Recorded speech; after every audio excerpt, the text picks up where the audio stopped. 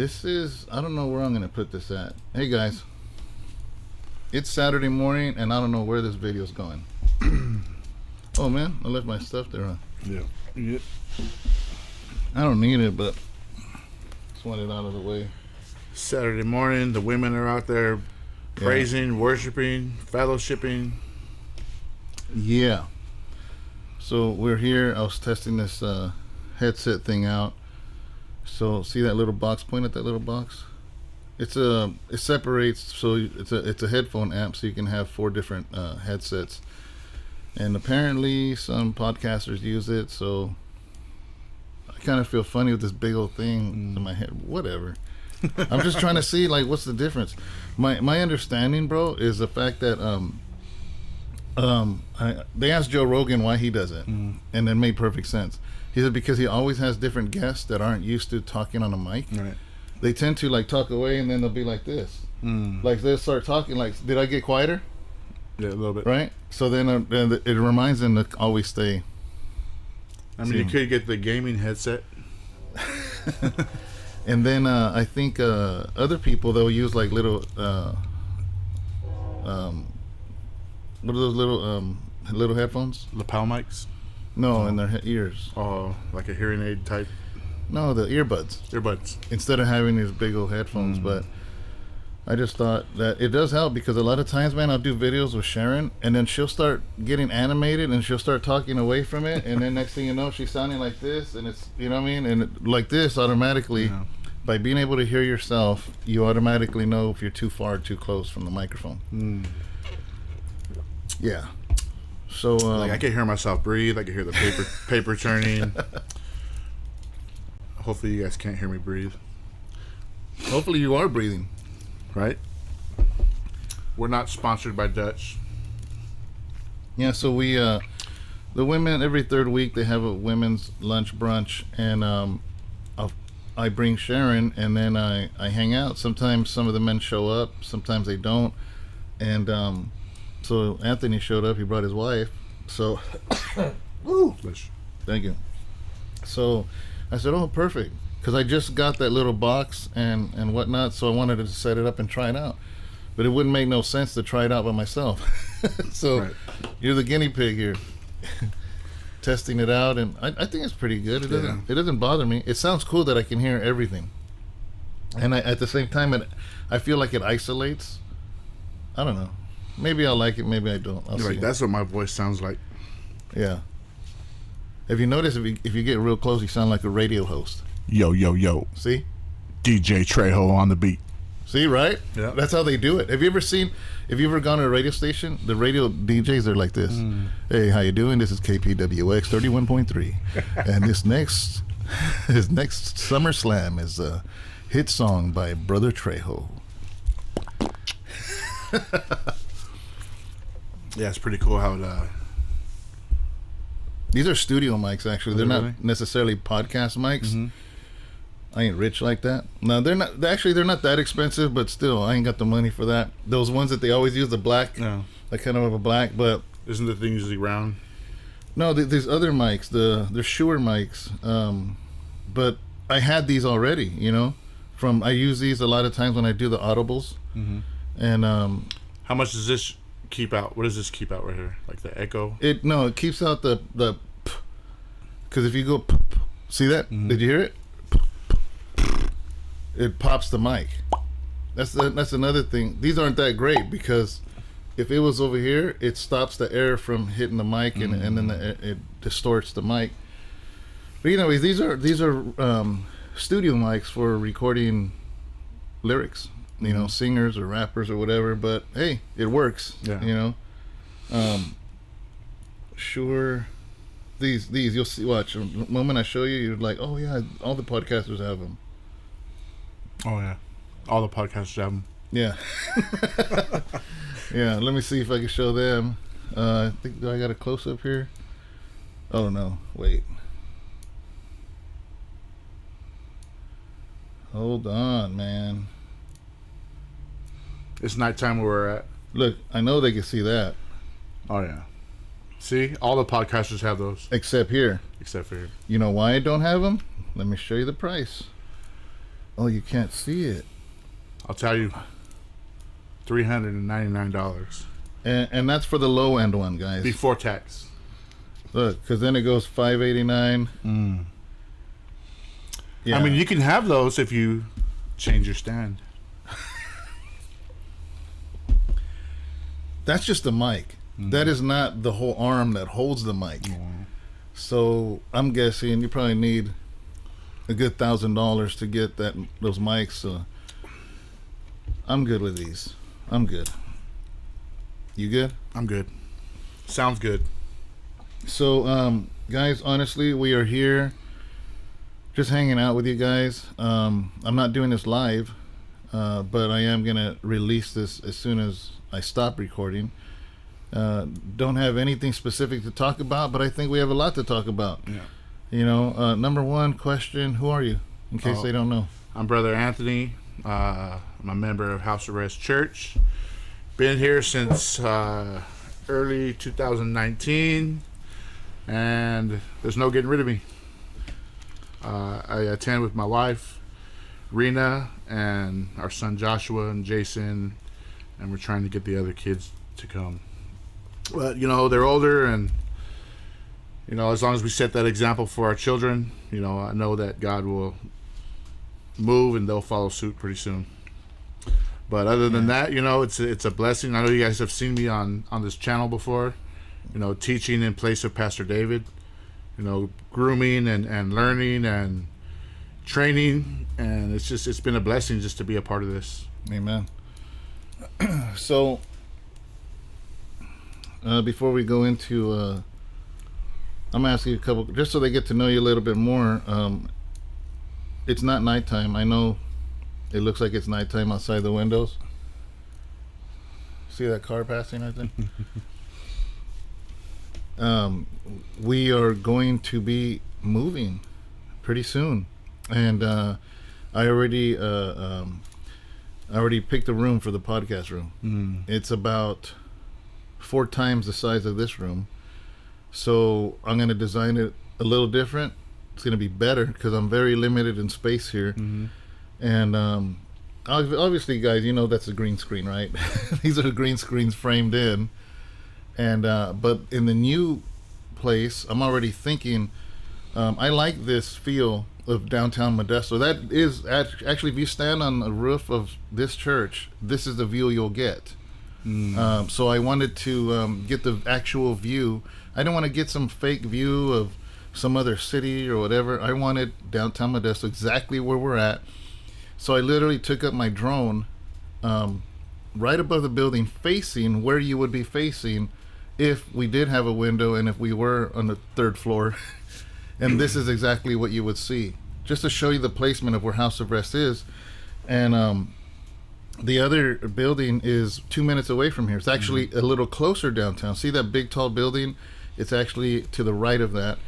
And so I'm going to get more footage again, but this time I want the window to be huge, because here we're very limited, and I do like that look. It looks cool, and I can always use that green screen for anything. If I want to show, if we want to do a review on a movie review or some clip that came out, it'll be also like a screen, you know, so we could be able to use that. That'll be cool. You could do like a screen share on it.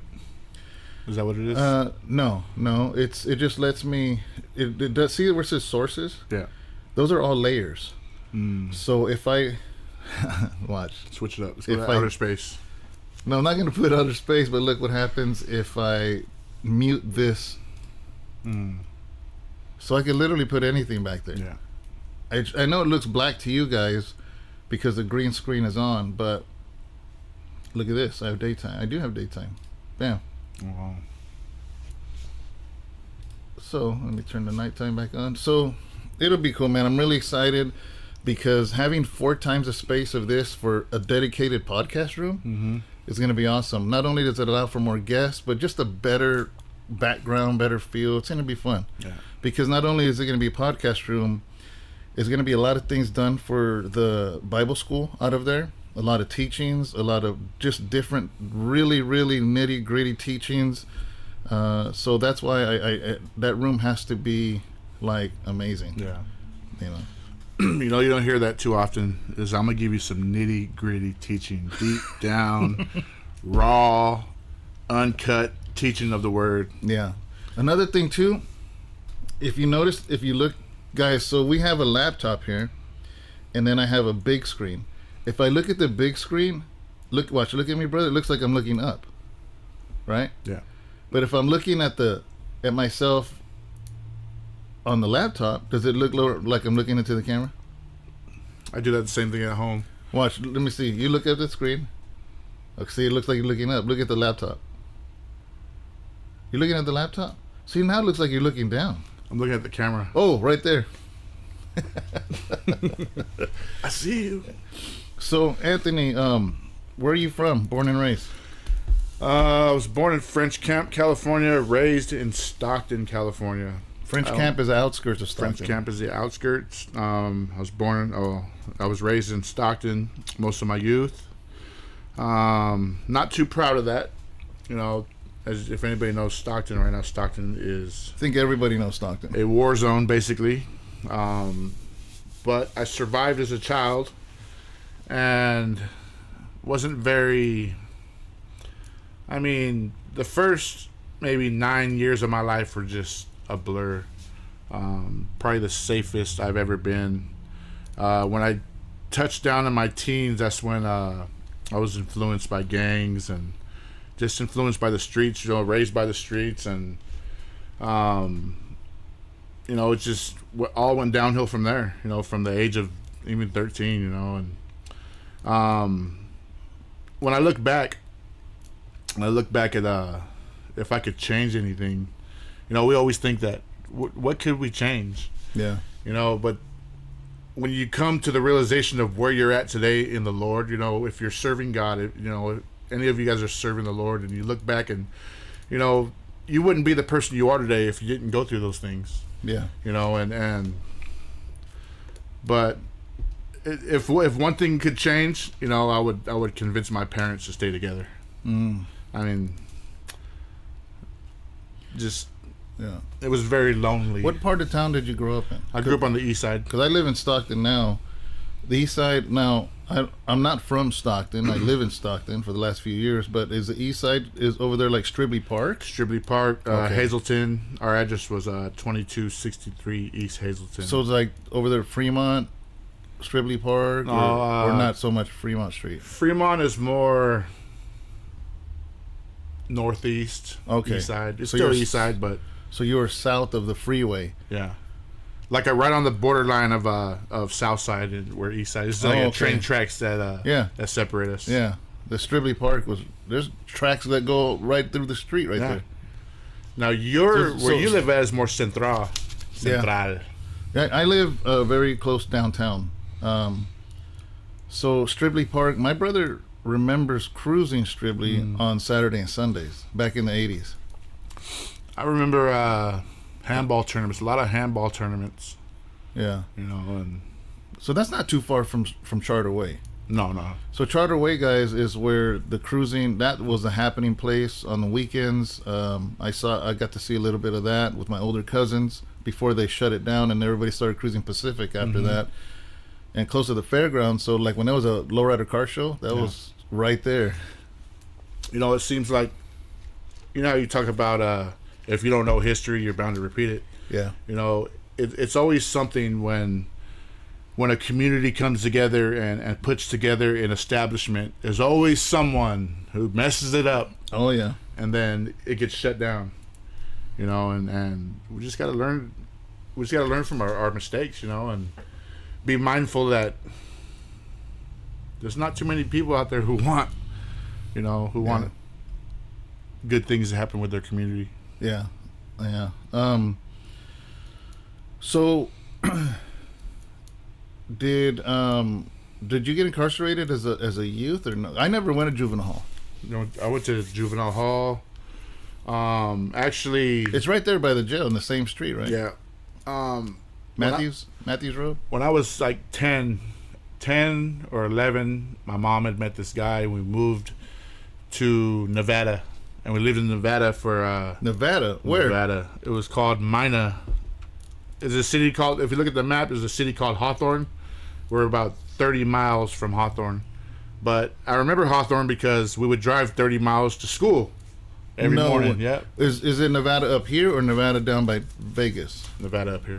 Because pretty much, guys, Nevada is either Reno or Tahoe, and then everything else is small towns amongst that. If you look at the map, you see Hawthorne or you see Carson City, and you see Tonopah. It's like right in the middle. Okay. I remember it would be hot, it would snow, it would like crazy weather, you know, big old sandstorms, and it was an adventure at first, you know. I was influenced by my brother. Like, my brother came down. He used to live in Stockton. He was a tagger, and he used to smoke weed a lot. And I remember he came down. He denies it to this day, but he ran out of his supply, and he had me go to the store, steal some paint. And after huffing that first can of paint, you know, my mind just, this is the reason why I'm like this. But shortly after that, at school, I started getting bullied, and I was like, maybe, like I said, 11, 12. And I remember bullied by who? Some kid named Sergio. One person. Yeah, he was bigger than me. You know, I was a little scrawny guy back then. You were a scrawny guy. Yeah. Now I'm like, he's like 8 feet tall. 8 feet tall. He showed up. I thought he was a Nephilim. Couple 100 pounds. But I was getting bullied by this kid. He would hold me down and he would spit loogies in my face, and just let them drip down in my face. And one day I was fed up. And I stepped to him and I punched him and I put him in a headlock and rammed his head into the wall. And he was in a concussion. I remember sitting in juvenile hall in Hawthorne at 12 years old. You know, and it's just, I don't know if that sparked the interest of the enemy, but what's Hawthorne? Hawthorne is like another town.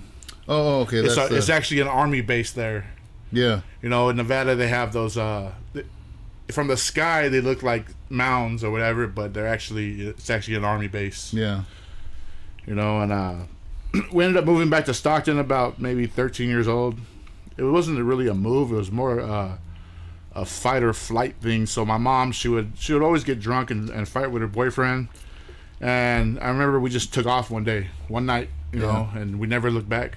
Wow. But moving back to Stockton at that age, you know, and experiencing the things that I already experienced, you know, even with the paint and juvenile hall, it just sparked an interest, like, within myself, like, I can rely upon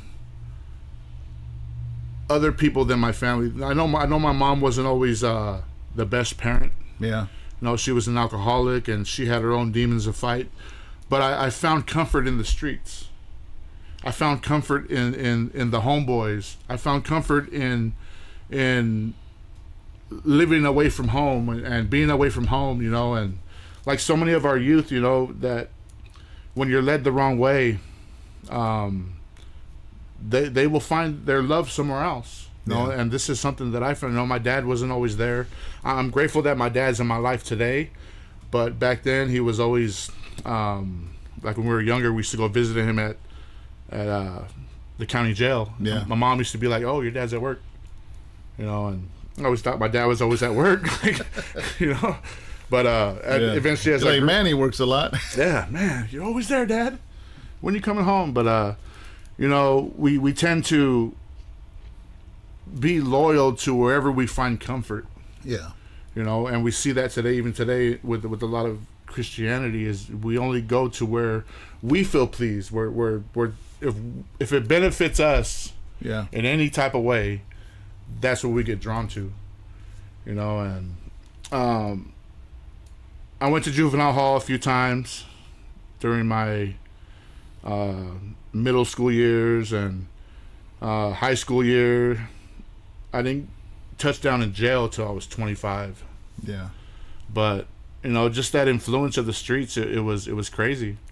Yeah. You know, there's a lot of things going on in the 90s. A lot of things. I was born in 80, so, you know, all those years. Whatever year it is, that's how I know how old I am. Yeah. So 2023, I'm 43. Yeah. So, guys, I just realized I got to make a run to the bank because it closes in 30 minutes. We're going to continue this, which it doesn't matter to you guys because I'm uploading this up later. So to you, it's going to feel like 1 second passed. I will come in with a different hat. But actually, I just realized the bank closes in 30 minutes and I got to go get a cashier's check really quick. Yep. We're going to be right back, guys. For those of you that are, you got no time to do nothing because it's going to straight cut into the second part. Anyways, we'll be right back. Okay, guys, so we're back. As you can tell, we have a third person. Pastor Al stepped in. Yeah. So, guys, there's a change. We wanted to talk a little bit more about his testimony, but the women's lunch brunch finished. So now they're like walking all over the sanctuary. Sharon's gonna be like, David, and your wife's gonna be like, hey, I'm hungry or whatever. So we decided we want to pick another day to really, really, truly talk about some of your upbringing, brother, and some of the stuff and how you came to Christ and some of the things that the Lord has shown you in your life from then to now. But I would rather do it at a time when it's just us and not all the women walking around and, you know, but I didn't want to just leave it at that we just cut it off and left, you know. That's okay. Yeah, because I wanted him to share his testimony, Pastor. Yeah. You know, but I'm gonna choose another day to do it. And Sounds good. yeah. So how you feeling? Me? Good. Yeah, Besides waiting in the car yeah, at the bank.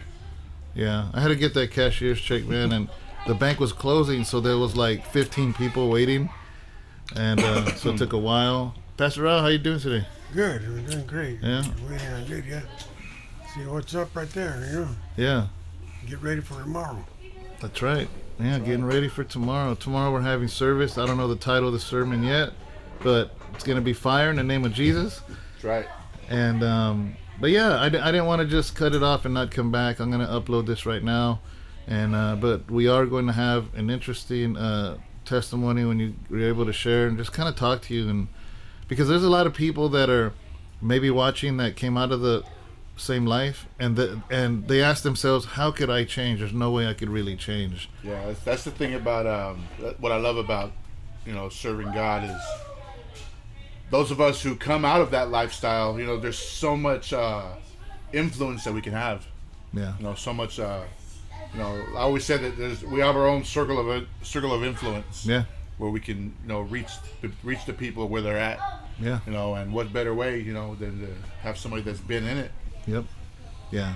So all right, guys, I'm gonna let you guys go because I'm pretty sure Sharon's gonna start calling me for something to set. I think they're gonna practice or something. I don't know.